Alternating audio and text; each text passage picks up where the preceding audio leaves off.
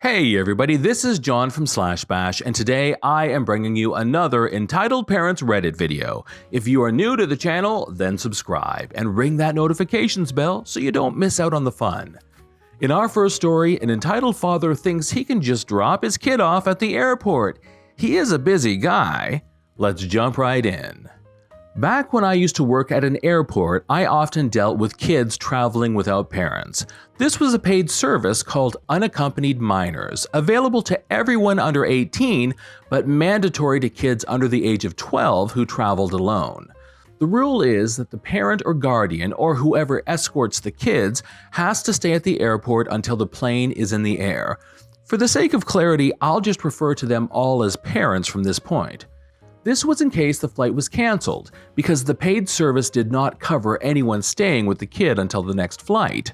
The most extreme case would obviously be that there would be no flight available that day anymore, in which case the kid would have to go home and come back the next day.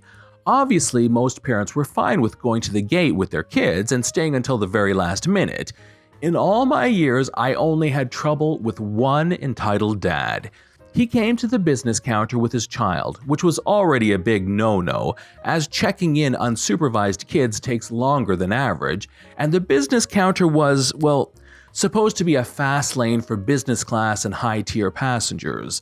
The dad shows his own gold card, so I bit back my annoyance and asked the person next to me to check in my queue until I was done.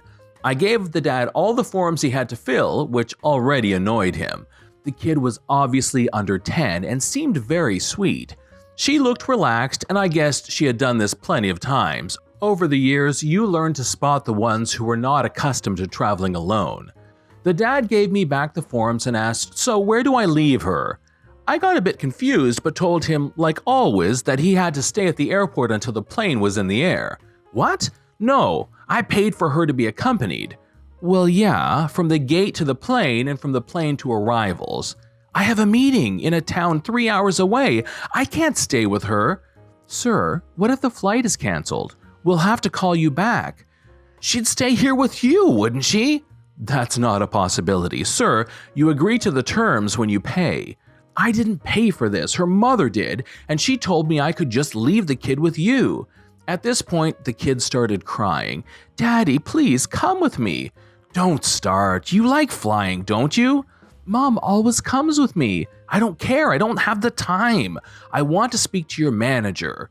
While we waited for my supervisor, we heard an announcement through the loudspeakers about a car in the no parking zone. The entitled dad went crap and ran away, leaving his daughter at my counter.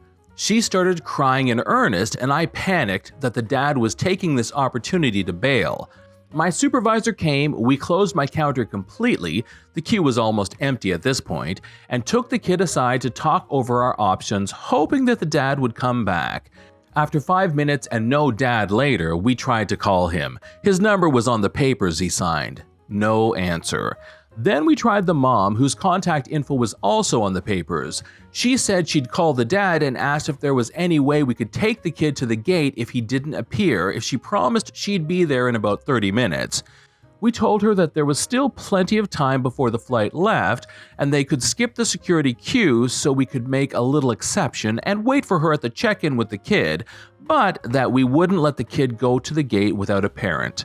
The mother was understanding and told us that either she or the dad would be there soon.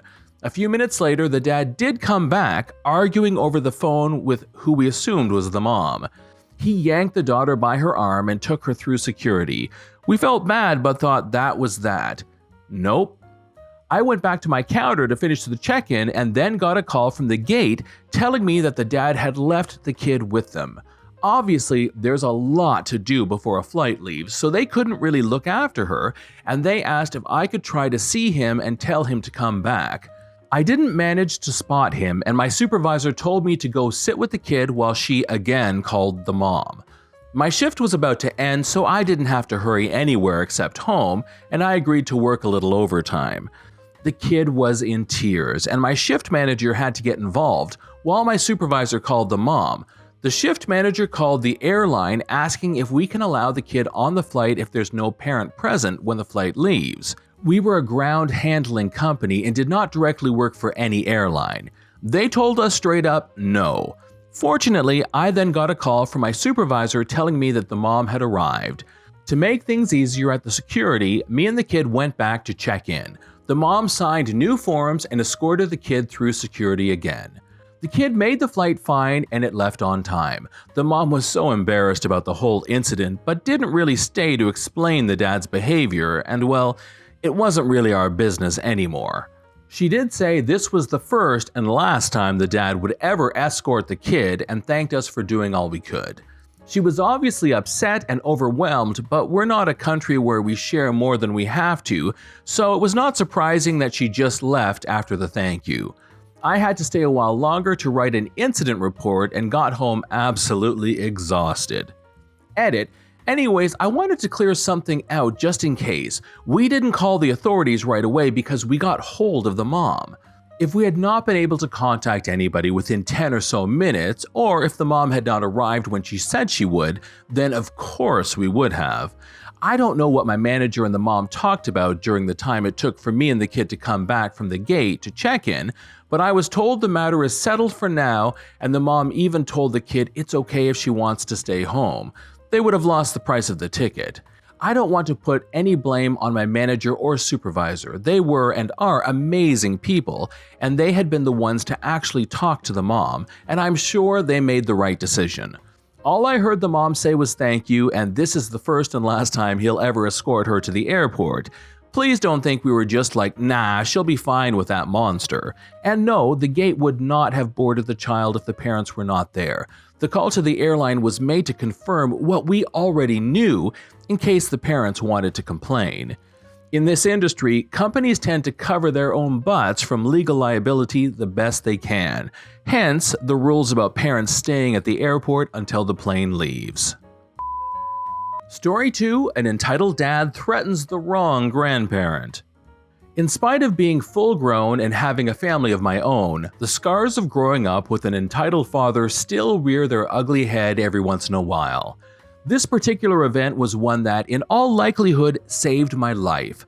I share it now to pay homage to the beloved grandfather who stood up to my dad.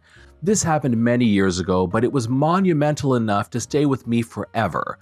I was home in Texas for a visit as my dad was stationed in Germany. My father didn't accompany us on this visit with my grandparents. After the last visit, he'd wisely learned to steer clear.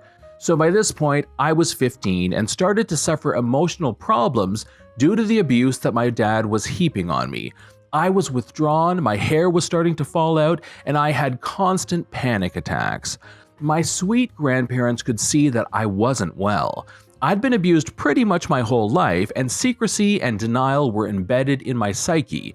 When they asked me if my dad had done this or that, my knee-jerk response was to deny, deny, deny. After 3 weeks, my 16th birthday came around. My mom had agreed to extend our stay long enough for me to be in the States to celebrate. Now, my grandfather had the habit, since I was a young girl, of heading down to a local cafe every morning to have coffee with a group of men from the community. I never thought anything of it, nor did anyone else. That was his coffee time, end of story. One day, not long before we were due to fly back overseas, my granddad asked me to go to coffee with him. I politely declined. Who wants to go watch a bunch of old men drink coffee at 7 a.m.? He gave me a strange look and told me I was going with him the next day. He'd make sure I got up in time. Okay, sure, Granddad.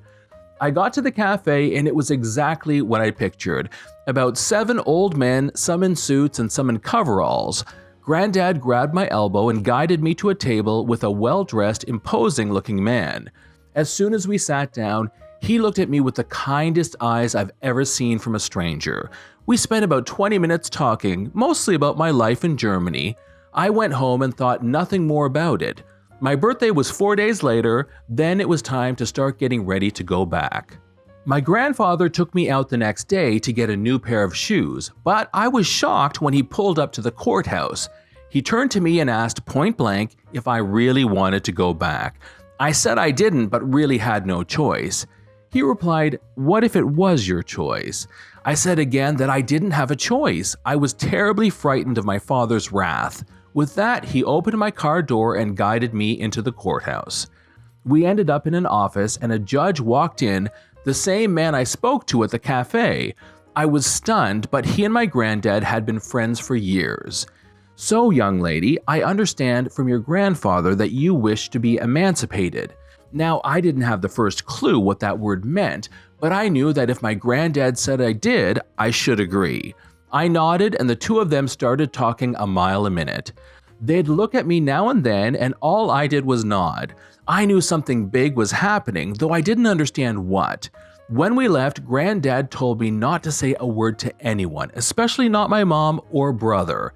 That night, he asked my mom what she thought of me staying in Texas and starting school there. She, of course, balked at the idea. That night, she called my dad, and he got on the phone with me and told me I'd better not try anything cute. I'd be on that plane or he'd have me put in a mental hospital. I went in and told my granddad what he said, but Granddad just smiled and told me to get some sleep. The next morning, I was up at the crack of dawn, and Granddad told me to go get in the car. I remember being so excited and frightened because I knew something was up. In 20 minutes, I was in front of the judge nodding and saying, "Yes, sir," to everything he said.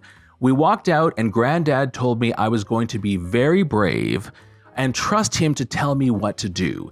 He took me to a little furnished apartment and told me to stay there. Granddad went home and told my mom that I wasn't going anywhere near her or Dad again and handed her paperwork. She freaked out and called Dad, who called and in his most entitled manner told the old man that he didn't know who he was messing with and that if I thought he was just going to let me walk away from him, he'd make sure I was locked away until she's 30 and I can make it happen. Granddad told him if he ever came back to his town, there'd be a group of men with shotguns waiting for him. My mom and brother left the next week. I never said goodbye because my granddad said there was no need to let them back in your head. I was an emancipated minor at the age of 16. At 17, I joined the Air Force. I don't think I'd have lived through 2 more years with that man.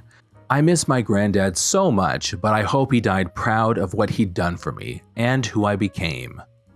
This is John from /bash. Please hit that like button to help with the almighty YouTube algorithm and subscribe if you're new. Thanks for watching, and we'll see you in the next one.